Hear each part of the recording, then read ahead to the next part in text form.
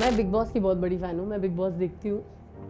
तो मैंने ये इंसिडेंट देखा था, बहुत क्लियरली देखा था, मैंने सारे एपिसोड्स देखे हैं कि अगर आपकी घर की बहू बेटी को कोई अच्छे से कॉम्प्लीमेंट भी कर रहा है तो आप जाके थप्पड़ मारोगे।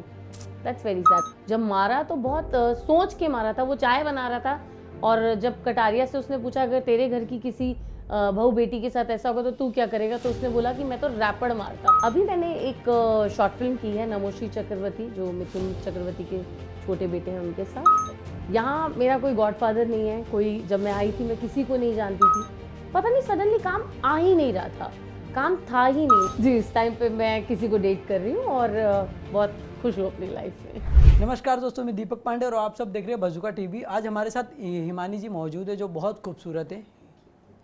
हिमानी जी, सबसे पहले आपका बहुत बहुत स्वागत है बजुका टीवी में। Thank you, it's my pleasure.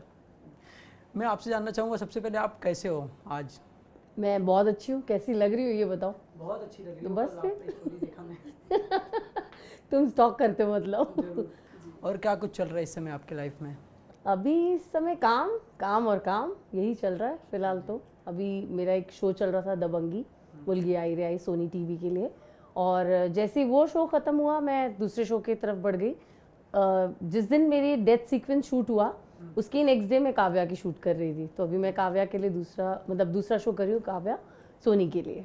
Ma'am, आपके लाइफ जर्नी के ऊपर मैं बात करूंगा। आप दिल्ली से हो तो मैं ये जानना चाहूँगा दिल्ली से आप मुंबई किस तरह से आए और किस तरह से इस इंडस्ट्री में कदम रखा और किस तरह से आपकी शुरुआत हुई? बहुत साल हो गए अब तो यहाँ पर रहते हो। मैं मुंबई वाली हो गई हूँ, दिल्ली से हूँ ज़रूर और पंजाबी फैमिली से बिलोंग करती हूँ। यहाँ मेरा कोई गॉडफादर नहीं है, कोई जब मैं आई थी मैं किसी को नहीं जानती थी, आई हैड नो बडी। और सच बोलूँ तो मैं एक्टर बनने भी नहीं आई थी, मैं आई थी अपनी ट्रेनिंग के लिए। मेरी मॉम का सलोन है तो मैं आगे ट्रेनिंग के लिए, एडवांस कोर्सेज़ के लिए मुंबई आई थी। और वो करते करते पता नहीं कैसे मैं एक्टर बन गई, क्योंकि कुछ ऑफर्स होते गए रोल, कुछ काम मिलता गया, कुछ काम चलता गया। और सच बोलूँ लोगों को जैसे बहुत ज़्यादा स्ट्रगल करना पड़ता है, टचवुड मैं एक ब्लेस्ड चाइल्ड रही हूँ, मुझे कभी भी उतना स्ट्रगल नहीं करना पड़ा। इनिशियली मेरी जर्नी बहुत ही स्मूथ चली, मुझे काम आता गया और मैं बस दिन रात काम करती गई। पहला शो कब था आपका? कब हुआ आपका पहला शो? और जब पहली बार आप कैमरा फेस किए तो कितने एक्साइटेड थे या नर्वस थे? क्योंकि कैमरे के पीछे की जिंदगी कुछ और रहती है जी, कैमरे की आगे की लाइफ कुछ और रहती है। वो जानना चाहूँगा, क्या नर्वस थे या एक्साइटेड थे कि कैमरे के सामने आना है मेरे को? कैमरा के सामने जब मैं आई थी मुझे एक्चुअली पता ही नहीं था कि मैं ये क्या कर रही हूँ। मतलब क्या होता है, मुझे लगा था हाँ ठीक है जाना है सेट पे, चाहे डायलॉग्स बोलने और हो जाएगा। वो क्राफ्ट क्या होता है, एक्टर का क्राफ्ट क्या होता है, किस तरह से डायलॉग डिलीवरी होती है, कैरेक्टराइजेशन किस तरह किया जाता है, वो सब मुझे इनिशियल लेवल पे पता ही नहीं था। तो यस, मैं नर्वस नहीं थी, बट मुझे, क्योंकि जब आपको कुछ पता नहीं होता है तो आप बस कर देते हो, स्पॉन्टेनियस थी। तो इसीलिए डायरेक्टर को बहुत पसंद आता था जब भी मैं अपने कुछ टेक्स में बहुत अच्छा करती थी। कभी कभी कुछ गड़बड़ भी करती थी, टेक्निकल नॉलेज नहीं थी, बट यस, फिर जब मुझे नॉलेज होने लगी तो मैं नर्वस होने लगी, क्योंकि तब मुझे पता लगा कि अच्छा एक्टिंग का क्राफ्ट होता है, इस तरह से काम किया जाता है। फिर मैंने अपनी ट्रेनिंग ली बामन केंद्रे जी, उनके साथ में मैंने कुछ टाइम थिएटर किया, मैंने उनके साथ में काम किया, बट मेरी मराठी उतनी अच्छी नहीं थी तो मैंने ज़्यादा कंटिन्यू नहीं कर पाई वहाँ पे। फिर मैं टेलीविज़न की तरफ बढ़ गई और काम करती गई। फिल्म इंडस्ट्री से जुड़ी ऑडिशन होता है जहाँ लोग ऑडिशन देते हैं जाके, और काफ़ी लोग सिलेक्ट होते हैं, काफ़ी लोग रिजेक्ट होते हैं। आपकी लाइफ में कितना रिजेक्शन आया, कितना आप रिजेक्शन झेले? जैसे मैंने आपको बताया, ब्लेस्ड चाइल्ड रही हूँ, मुझे इनिशियली बहुत काम मिलता रहा, तो मुझे कभी पता ही नहीं चला कि अच्छा स्ट्रगल क्या होता है। बट कुछ साल काम करने के बाद, मतलब जो सामने आता था मैं करती जाती थी, टीवी हो, एड फिल्म्स हो, म्यूज़िक वीडियोज़ हो, या जो भी हो, मैं काम बस आता था और मैं कर रही थी, इसलिए मुझे कुछ पता ही नहीं चला। बट एक समय ऐसा आया था मेरी लाइफ में जब काम था ही नहीं, मतलब तब मुझे पता चला कि एक्चुअल लोग जो स्ट्रगल की बात करते हैं, जो कोशिश करने की बात करते हैं, गिरने की बात करते हैं, उठने की बात करते हैं, वो उतार चढ़ाव मुझे तब पता चला कि उसे वो किस तरह से होते हैं। वो टाइम बहुत डार्क पीरियड था मेरी लाइफ का, पता नहीं सडनली काम आ ही नहीं रहा था, काम था ही नहीं। मतलब मैं जो भी कोशिश करती थी, पसंद बहुत आती थी, वो कहते हैं ना हाथ आया मुंह ना लगा, मतलब पहुंच जाती थी वहां तक और फिर रिजेक्ट हो जाती थी। आई डोंट नो क्या हो जाता था, बट नहीं हो पा रहा था। फिर कुछ समय बीता, उसके बाद कहते हैं ना वो लोग आते हैं बैक विद द बैंग, मैं आई बैक विद दबंगी। तो जब दबंगी में मैं वापस टीवी पे आई, बीच में मैं काम कर रही थी, मतलब शॉर्ट फिल्म्स करती थी या, लेकिन वो रेलेवेंस नहीं था। बट जब दबंगी मैंने किया, जब उसके बाद आपके सामने ही है, फिर काम मिलता गया। जब किसी ने ट्रस्ट नहीं किया, तब मेरे मेकर्स ने, नीलांजना मैम ने, हेरम सर ने मुझ पर ट्रस्ट किया, मुझ पर फेथ दिखाया कि मैं कुछ काबिल हूँ काम करने के, अच्छा काम करने के, और बहुत ही सॉलिड कैरेक्टर मुझे उन्होंने दिया। And I am genuinely blessed कि मुझे ऐसे लोग मिले मेरी लाइफ में। ऑडिशन के दौरान कई फ्रॉड कंपनियां रहती है, कई फ्रॉड लोग रहते हैं, काफ़ी लोगों को मिलते हैं। आपको कभी कोई फ्रॉड मिला, या आप कभी किसी को देखो कोई फ्रॉड कंपनी में जाते हुए, या किसी के साथ कोई चीट हुई? चीट तो ऐसे नहीं पता, बट नहीं, ऐसा चीटिंग वाला तो कुछ मेरे साथ हुआ नहीं। मतलब मुझे क्या चीट करेंगे, बट हाँ ये होता था कि प्रोजेक्ट्स बनने वाले हैं लेकिन डिले हो जाते थे, या समहाउ नहीं बनते थे, या कुछ भी रीज़न से प्रोजेक्ट्स नहीं हो पाते थे, तो वो हो जाता था। बट क्योंकि कंपनीज उतनी सॉलिड नहीं थी, इतनी स्ट्रांग नहीं थी, तो यस प्रोजेक्ट्स बन नहीं पा रहे थे। बट ऐसा चीटिंग तो आई डोंट नो, मैंने फेस नहीं किया। आपको ये लगता नहीं कोई भी आर्टिस्ट हो या एक्टर हो, एक शो या एक मूवी करने के बाद फिर से उनकी लाइफ वापस से चालू हो जाती है, वही शो ढूंढो या मूवी ढूंढो स्टार्टिंग से? देखो, ये तो ज़िंदगी का असूल है, बढ़ते रहना, चलते रहना। अगर आप कोई नौकरी पेशा भी हैं तो भी ऐसा होता है, अगर आपकी एक नौकरी छूट गई है तो आप दूसरी नौकरी के लिए आगे बढ़ते हैं। बट हाँ, हमारी इंडस्ट्री थोड़ी सी स्टेबल नहीं है, ऑफ कोर्स। आप जब, लेकिन ये जो समय आया है, ये एक ऐसा समय आया कि एक्टर्स का समय। अगर आप टैलेंटेड हैं, अगर आप चाहे वो राइटर्स कह लो, चाहे वो मेकर्स कह लो, अगर आपको अपना काम अच्छे से आता है, आप अपना काम ईमानदारी से करते हैं, तो मुझे लगता है कि ये समय वैसा है कि काम मिलता है। अभी वो स्टार वाली बात नहीं रह गई है, अभी एक्टर्स का टाइम है। अगर आप एक अच्छे आर्टिस्ट हैं, अच्छे एक्टर हैं, तो आई एम डैम श्योर आपको काम मिलेगा। आप अपने स्कूल लाइफ में किस तरह के स्टूडेंट थे? मतलब शरारती थे या साइलेंस से चुपचाप बैठने वाली लड़की? हाफ हाफ कह लो। पहले बहुत शांत थी, बहुत क्वाइट किड थी, फिर सडनली तूफानी हो गई और बहुत मस्ती करती थी। स्कूल की हेड गर्ल भी थी, इसीलिए थोड़ा सा डिसिप्लिन में रहना पड़ता था। मगर हाँ, शरारतें करती थी, काफ़ी करती थी। और स्पोर्ट्स में थी तो यस, थोड़ा बहुत खेलती कूदती भी थी। फर्स्ट बेंचर थे या लास्ट बेंचर? हेड गर्ल थी तो ऑफ कोर्स फर्स्ट बेंचर होना पड़ता था, बट हरकतें पूरी लास्ट बेंचर वाली थी। मैंने बोला ना, मैं कॉम्बिनेशन रही हूँ हमेशा। कॉम्बो। जी। साथ ही जो फ्रेंड होते हैं बहुत इंपॉर्टेंट होते हैं अपने अपने लाइफ में। ऐसा कोई फ्रेंड हो स्कूल या कॉलेज का जो अभी तक आपके टच में है, बातचीत होती हो? जी, कुछ फ्रेंड्स हैं जो अभी तक मेरे टच में हैं, और मैं ज़्यादा दोस्त बनाती नहीं हूँ। मेरी लाइफ बहुत ही ऐसे सिमटी रहती है। लेकिन अभी मैंने सेट पे बहुत अच्छे दोस्त बनाए। दबंगी के सेट पे मेरे बहुत प्यारे दोस्त बने। राहुल सुधीर मेरा बहुत अच्छा दोस्त बना, पलक पुष्पानी मेरी बहुत अच्छी दोस्त बनी, और भी मैंने उस शो में बहुत अच्छे दोस्त बनाए। मानव गोयल, आमिर मुझे बहुत अच्छे लगे। तो ऐसे अब इस शो से मेरे बहुत अच्छे दोस्त बने हैं। तो यस, यहाँ अब जहाँ के हैं वहाँ के रह के बनते हैं। पुराने तो ऑफ कोर्स हैं, अभी भी टच में हैं। स्कूल में कैसा है कि सबका कोई ना कोई क्रश होता है, आपका कोई क्रश था जिसे आप लाइक करते थे स्कूल लाइफ?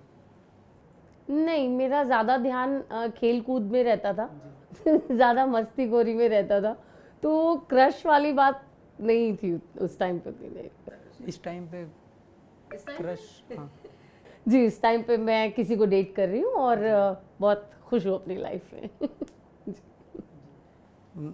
साथ ही हम आगे बढ़ते हैं। आपकी जो टीचर है अभी, स्कूल की जो टीचर है, बातचीत होती है अभी? कोई टीचर आपके टच में है? नहीं, अभी फ़िलहाल तो कोई टीचर टच में नहीं है।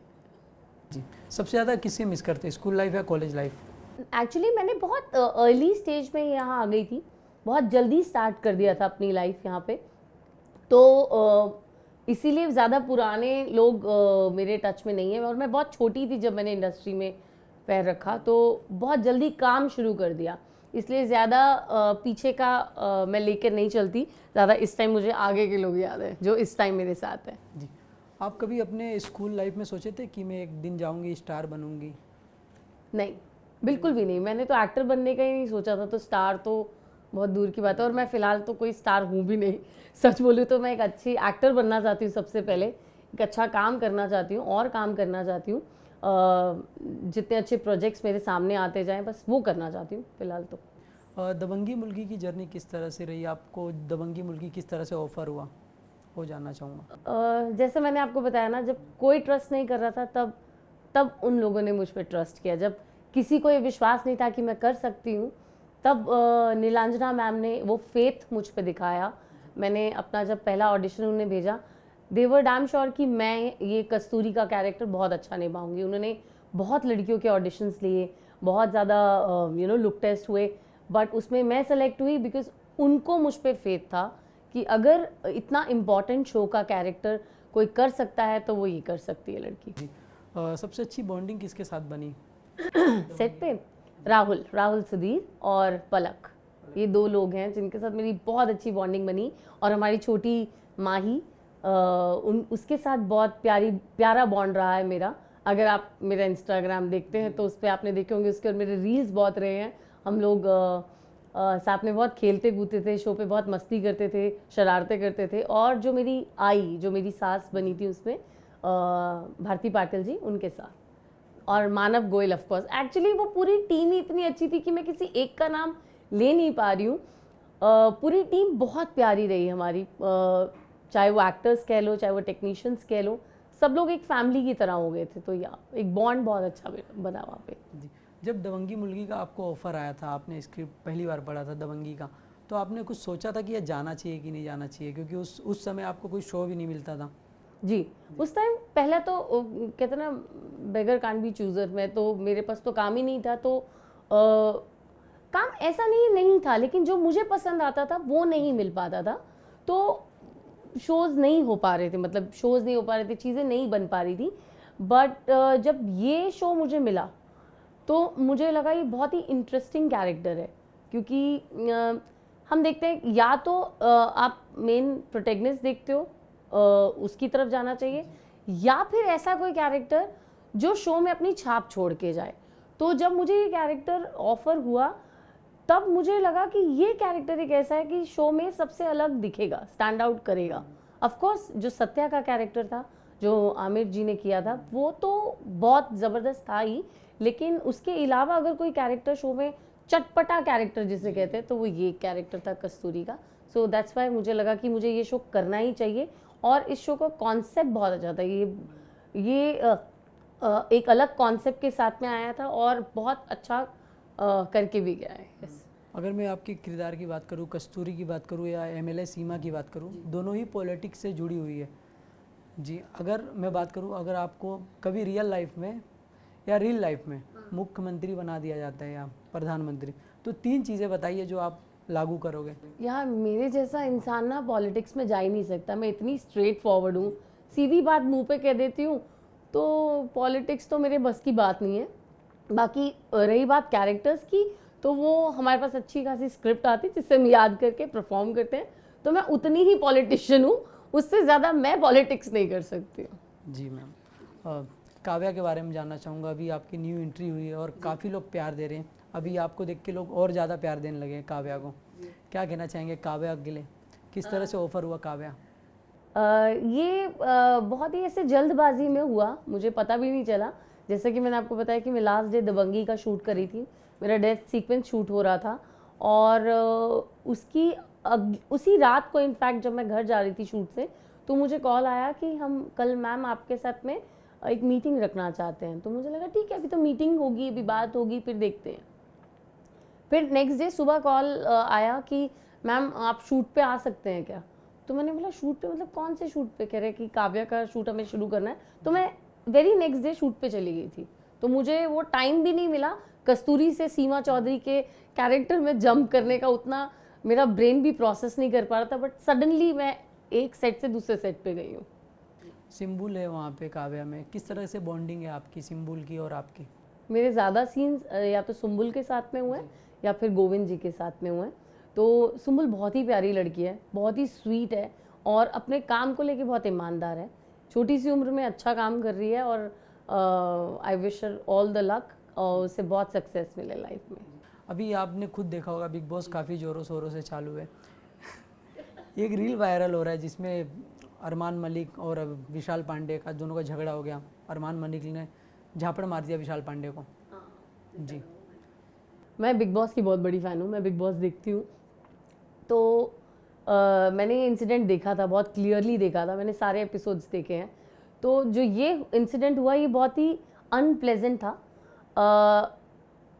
वैसे तो कहते हैं कि इस शो में कहीं पे भी आपको हिंसा अलाउड नहीं है, आप मार नहीं सकते किसी से, बातों से आप कुछ भी कह सकते बट आप मार नहीं सकते। बट मुझे बहुत बायस लगा ये डिसीजन कि अरमान को बाहर नहीं निकाला गया किसी भी रीज़न से।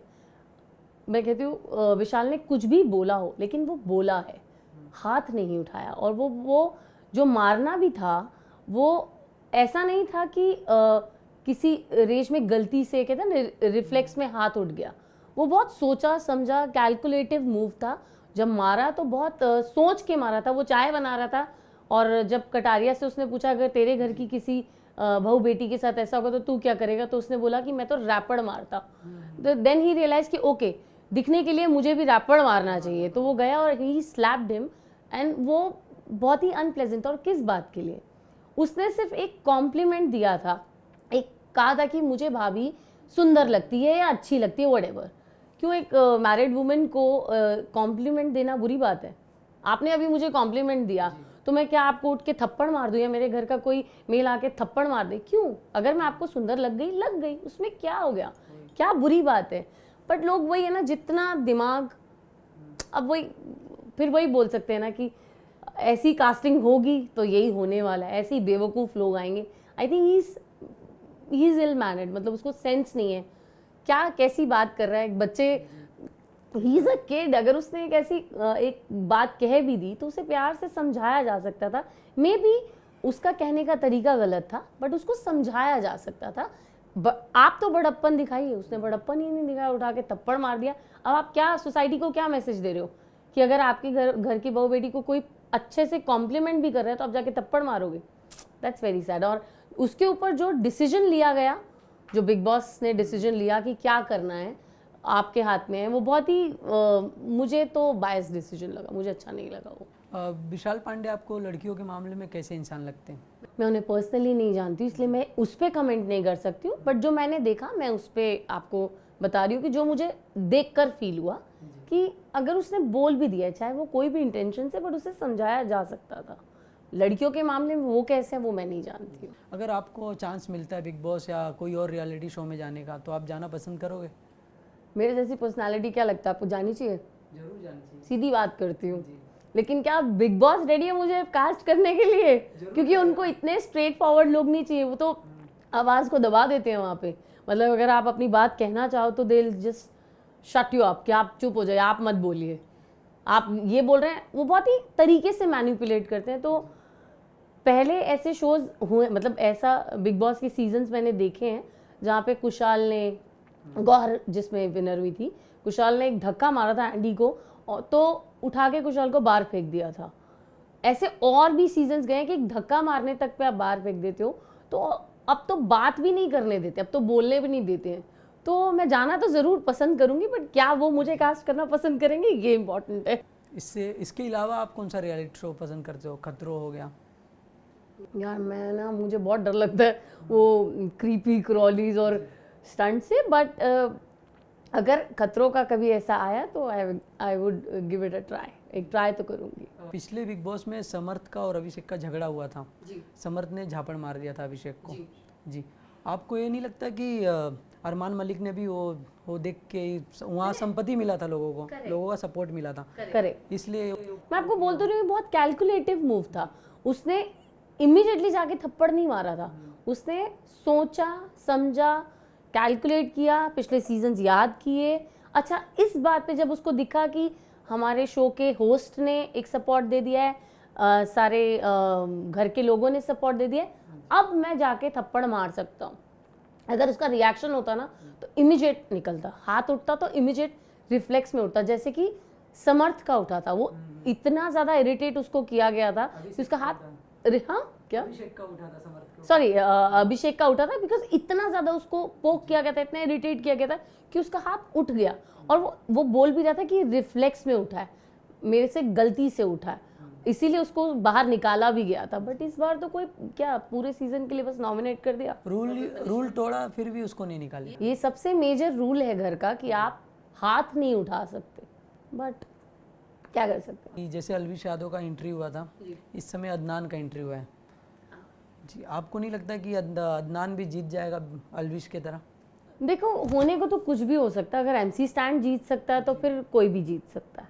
मैं ये मानती हूँ कि बिग बॉस अब वो आपको लगता है कि ऑडियंस वाली बात रहेगी कि ऑडियंस किसे जिताना चाहती है, किससे उनको फ़ायदा मिलेगा सोशल मीडिया से, किससे उनकी ऑडियंस ज़्यादा बढ़ेगी सोशल मीडिया के थ्रू, किससे उनको ज़्यादा माइलेज मिलेगा, ये वो देखते हैं। ये वो नहीं, अब ये वो शो नहीं रह गया कि ऑडियंस क्या चाहती है। ऑडियंस जो चाहती है तो ऑडियंस तो चाहती है अरमान को उठा के बाहर फेंको।